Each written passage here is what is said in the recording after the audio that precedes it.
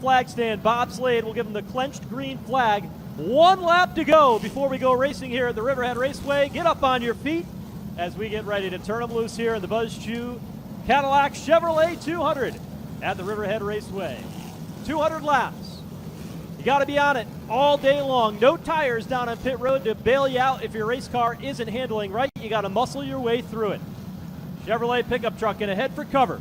Field rolls through turns 3 and 4. The green flag is out, and we're racing at Riverhead. Justin Bonsignor to the inside. Ronnie Silk to the outside. Silk 0 for 23 here in Modified Tour competition, trying to nail down his first win here this afternoon. But Bonsignor in car number 51 will come to the early race lead. Bonsignor out in front. The battle now for third. Dylan Slepian working now the inside of Austin Beers. Caution flag is out. Doug Kobe 2 laps down, released off the back straightaway. 2 cars into it. It is a 26 of Gary McDonald and the Turbush number 81 for Chris Turbush off turn 2. Did not see how that started or how that happened, but Chris Turbush, car number 81. Right rear flat tire. That early caution should benefit Doug Kobe. We'll see what the official call will be. Again, 2 laps was the penalty for Doug Kobe. He's at the back of the field. He just rejoined the competition as the incident happened up off turn number 2, and so we'll let that get sorted out. So Justin Bonsignor leading the way. Ronnie Silk there in second. Dylan Slepian, Austin Beers, and Eric Goodale, the top 5 here in the early stages. But came up off turn 2. We get a look at it here on the replay. About mid-pack, you saw the 81 go around. Might have been a bit of contact there between the 26 of Gary McDonald and the 81 of Chris Turbush as they exited turn number 2. And it doesn't look like it. It looked like the 81 might have just gone around on his own.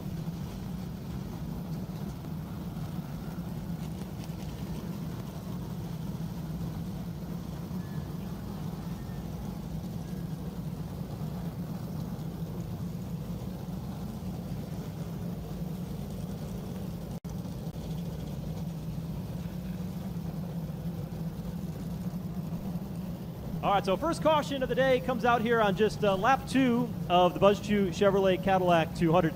And we talked about it a lot coming into today's race, but the local drivers are really a key part of this, Steve. And it's what makes this race interesting because you've got so many local talent. This is one of the few racetracks that we race on that races tour-type modifieds weekly here.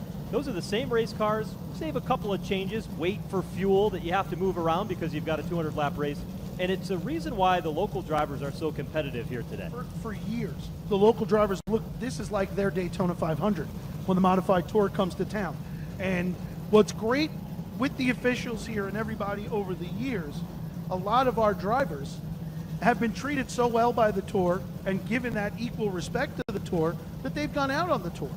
You know, a weekly driver that was on the Tour, Timmy Salamito, over the years. Justin Bonsignor won a championship here on a weekly basis. J.B. Fortin also ran here on a weekly basis, but they enjoy running on the Tour because of the treatment and obviously to go to other venues. And, you know, it's just, and you get a night like when Kyle Soper in June was able to win this race. A Long Island regular hadn't won it since Eddie Brunhusel Jr., which was 20 plus years. So, but they're always competitive. This kid in the 10, Dylan Slepian, who's currently sitting third, Slepian's top 5 last 2 times here with the Modified Tour.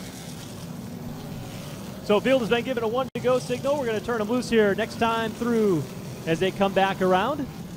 And keep a quick little look at the scoreboard. Doug Kobe still 2 laps down off the race leader.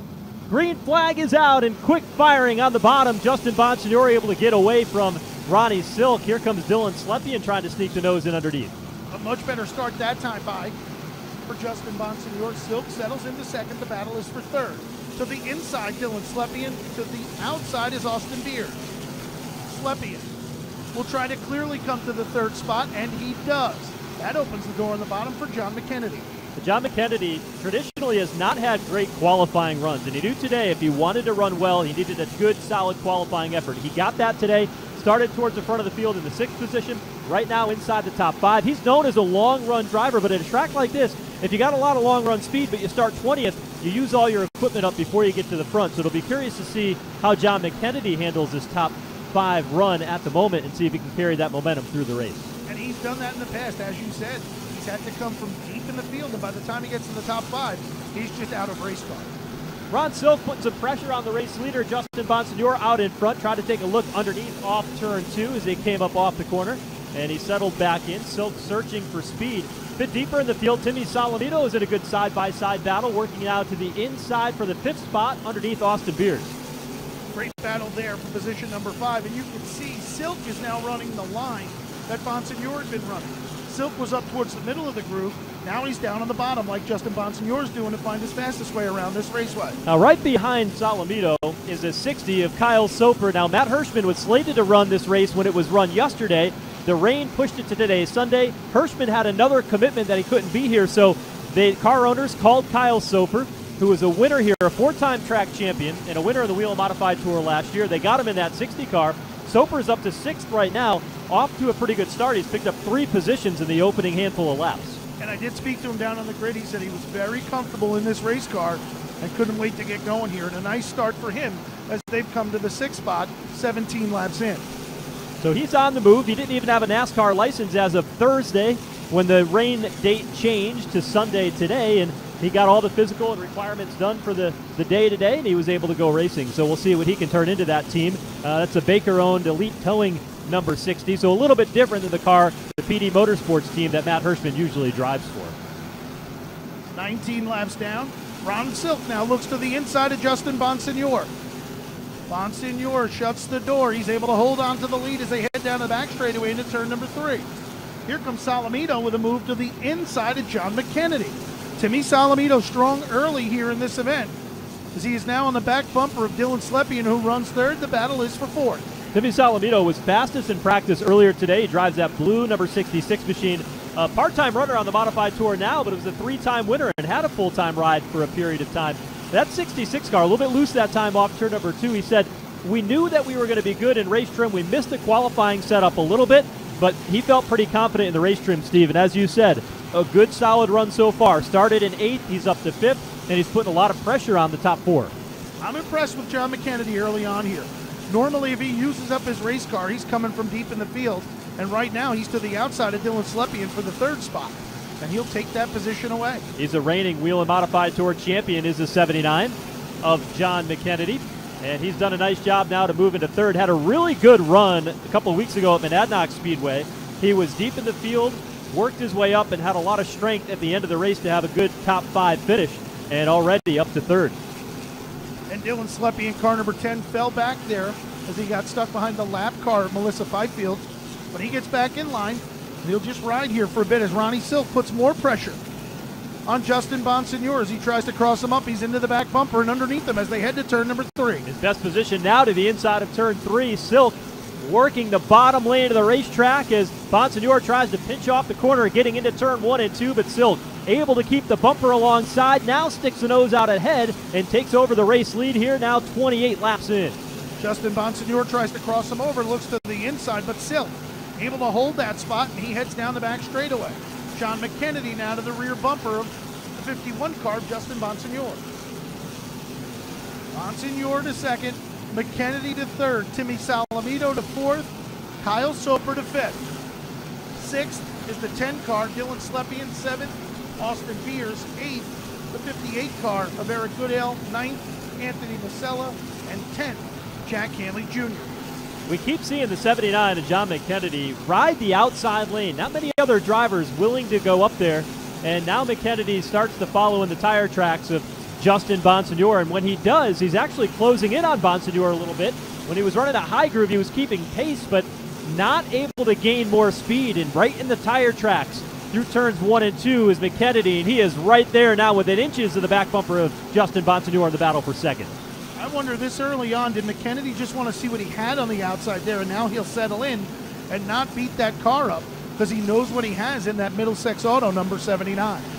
The race leaders in heavy lap traffic. We've got one car around in turn 2. Roger Turbush is spun, and the caution flag comes out on lap number 34. So Turbush goes around, bringing out our second caution flag of the day. He's trying to get back on track. And that's the second one of the day here, lap 34. Car number 88, Roger Turbush. Went around there out of turn number 2. Now, Ronnie Silk, car number 16, has come to the race lead. About 10 laps of pressure he put on Justin Bonsignor and then was able to get underneath him out of turn number 4 and make the pass coming off of turn number 2.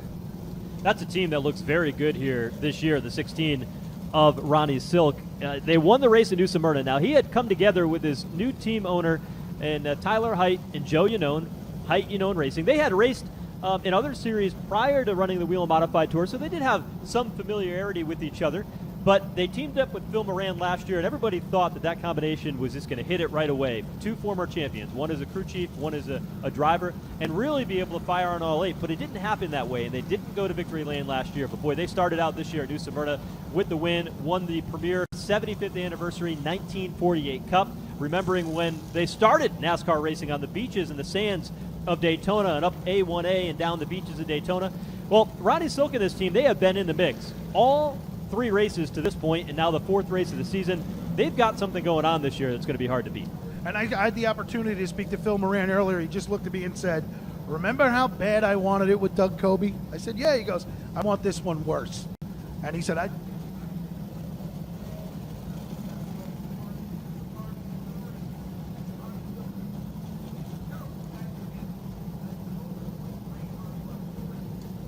Number 51 and Justin Bonsignor, which we see him battling for that second place position. Not too sure if this is exactly how he wanted his race to pan out, as he even spoke so strongly about wanting to control the pace of this race. Now having to battle on the outside may interfere with his race strategy when it comes to saving those tires for this 200 lapper. He's looking for his 10th win here today at Riverhead Raceway. As we get 1 to go, we'll see how this irons out. 4th position, so she will come around and be the last car on the lead lap. Doug Coby, who was assessed that 2-lap penalty for an impound procedure violation after qualifying, still remains 2 laps down in 26th. Green flag is out. lap number 40, green flag out once again. Trouble on the front straightaway. Dave Zapienza bounces off the front stretch wall, and the caution flag is back out. He guides it into turns 1 and 2 where he comes to stop up against the outside concrete. But, boy, he came down on the start along the straightaway. Zapienza got into the outside wall. He bounced along the front straightaway concrete, tried to slow down before he hit the wall in turn 1, and then gently grazed it between turns 1 and 2. Definitely has some right suspension damage on car number 36. I don't think he's happy with Tyler Ripkema. That might cause a little more than suspension damage. So Zapienza into the back of Tyler Ripkema down here on pit lane. Right front tire is down for Dave Zapienza. Now remember that they've got pitting behind turns 3 and 4. They cannot change tires unless they have a flat. Dave Zapienza's got at least one of them. And the 32 of Tyler Ripkema is just slow along the front straightaway looking to get back in line. So pit road closed at the moment while the field circulates here. Caution flag out, lap 41, 3rd of the day, and Dave Zapienza is headed down pit road. Here's a look at what happened. On the front stretch, there was some type of contact. The outside wall for certain for the 36 of Dave Zapienza as they came up off turn 4. Zapienza was in the outside lane, came off the racetrack, and it appeared as though contact was made between the 32 of Tyler Ripkema and the 36 of Dave Zapienza, and Zapienza shot into the outside wall. Yeah, Sap, none happier, not very happy right now with Ripkema. And it just looked like Ripkema came off of turn 4 and just got a little loose and got into Sapienza. That's how Dave ended up in the fence here on the front stretch. Let's hope it's just a flat. So Zapienza's car is rolling once again. They've got a new right front tire put on it, so we'll be seeing him come around the corner here and make his way back up through the racetrack here in turn 4. So Zapienza's car rolling again, but boy, he made pretty heavy contact along the right side. Wheels look to be rolling straight, but boy, by any mystery, somehow that was a pretty hard hit when he went in on the right side. Yeah, he did hit the wall heavy here on the front stretch. I'm surprised. Just from that angle, I thought he definitely had right front suspension damage. But he'll continue to roll along here in car number 36. So we'll get the green flag here. No, caution is going to come back out. They had given the field the 1 to go signal, but they're still working on the lineup, so they'll give them one more lap to come around. The free pass here this time was Roger Turbush, and he will be back on the lead lap now. Doug Coby, the first car a lap down. As a matter of fact, there are no cars a lap down. Everybody is 2 laps down, starting with Doug Coby. So Ron Silk, the race leader, he took over the race lead on lap 28. He's been able to hold Justin Bonsignore, Timmy Solomito, John McKennedy, and Kyle Soper, your top 5 at bay so far, as we've got them doubled up, getting ready to go back into the green flag. 46 laps down here in the Buzz Chew Chevrolet Cadillac 200. Ronnie Silk and Justin Bonsignore lead them out of the east-west management go zone. Into turn number 1, contact. Solomito into the back of the 51, who in turn hit the back of the 16. But it opened the door for Timmy Solomito. Solomito fighting down there on the inside lane, but Justin Bonsignore will close that door in turns 1 and 2. Solomito now looks to his right elbow. He's got the 79 of John McKennedy working the top lane once again. McKennedy's car is strong on the outside here. They look real good, but Solomito just doesn't have the drive that McKennedy does on the top side of the raceway. And Kyle Soper right behind, willing to go with John McKennedy. Now Dylan Slepian, who started in 3rd, he has now slid back a little bit. He is hoping to be able to maintain that track position as the race goes on. He's fallen back into the clutches of Eric Goodale in the battle for the 6th position.